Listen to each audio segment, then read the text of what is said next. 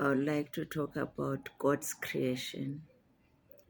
When I look around me, the people that God put in my train of life, and just look at His creation and try to figure out the purpose of all this, I always wonder, have you ever looked around all the people that God put in your train of life? I do that all the time.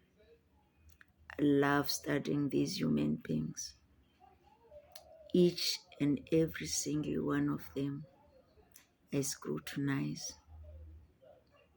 Then after that, I just pray for them and say, I do not know what God assigned you to come and do in this world. But from where I am sitting, it is so fascinating. In this train of life, there are people that God put there. Those people, when I look at them, from my own point of view, I think that these ones were put in my train of life to keep me on my toes. Those are those people who cause havoc in your life. These people, I do not even know how they locate each other. Within a short space of time, they will have grouped themselves. And when you look at that group, you know that these are troublemakers. They just stay on their own group. And then you just think and think, who else is in this train of life? Then I see that they are the Judas Iscariot, those who will betray you, those who will sell you out. They will pretend that they love you. They will come with news to you, and then they will betray you. And they also have their own group. They locate each other. You will see that they are all friendly, the Judas Iscariot in your life. They are all friends. How they became friends, only God knows. Then there are the Peters, the ones that can deny you, the ones that love you, but they don't have that thing that they can stand up for you. When they are asked that, are you friends with him? Do you know her? Then they will deny and say, no, I don't know her. I'm not even used to her. But they eat with you. They've talked with you. They've prayed with you. Those are your Peters. They also have got their own group. How God put them in that group, I really do not know. Then there are these ones, the haters. Those who just hate you for nothing. They just enjoy spreading hate. Those who don't even want to see people being happy. They are also in their group of their own. And then they are the ones that I call the children of the Most High. The ones that get into a room and they can locate each other, that we belong to the same Father. And then they are just there, those ones. And then they are the ones that are the sacrificial lambs. They always get sacrificed by the haters and the rest of them. They can take a bullet for anybody. They want peace. They are associated with peace. And God put them in their group. And then there are these ones. I do not know how I can describe them. I can call them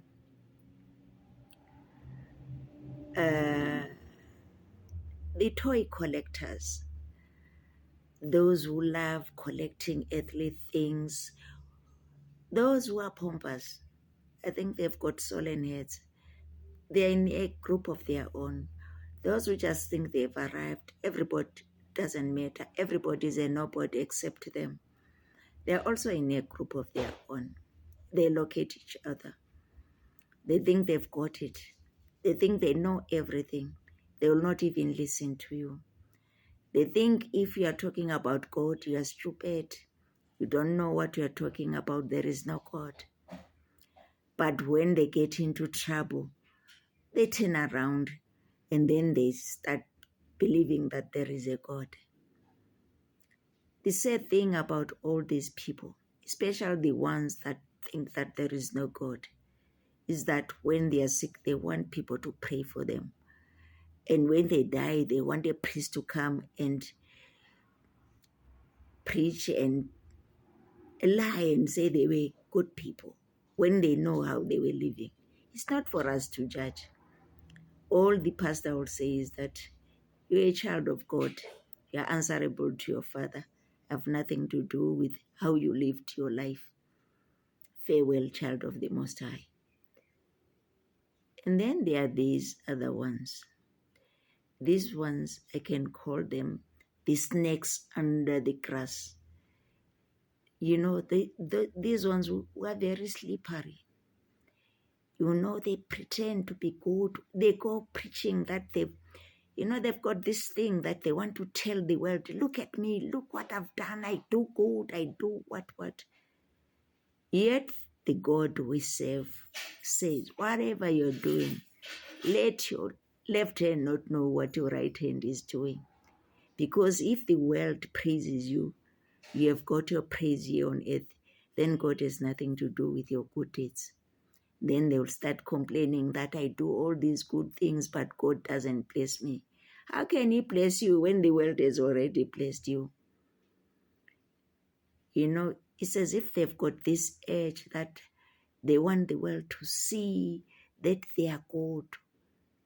I don't know what went wrong in these human beings, how God created them to be so thirsty of being called good people. Then there are these very quiet ones. They don't speak. They are so quiet. These ones, they're the most dangerous ones. The world has really destroyed them. They are broken. They are bleeding. Be careful they don't bleed on you. So you ever dare come near them. They're just bombs waiting to blast. So when I look at God's creation and His people and the groups that He has created, and these quiet ones, they can easily locate each other. And when they're together, you'll find them talking and they're because they can locate each other. They can feel each other. Then I wonder why God assigned them all to be in one train. Because in every train in this life, you'll find all these types of people causing havoc there.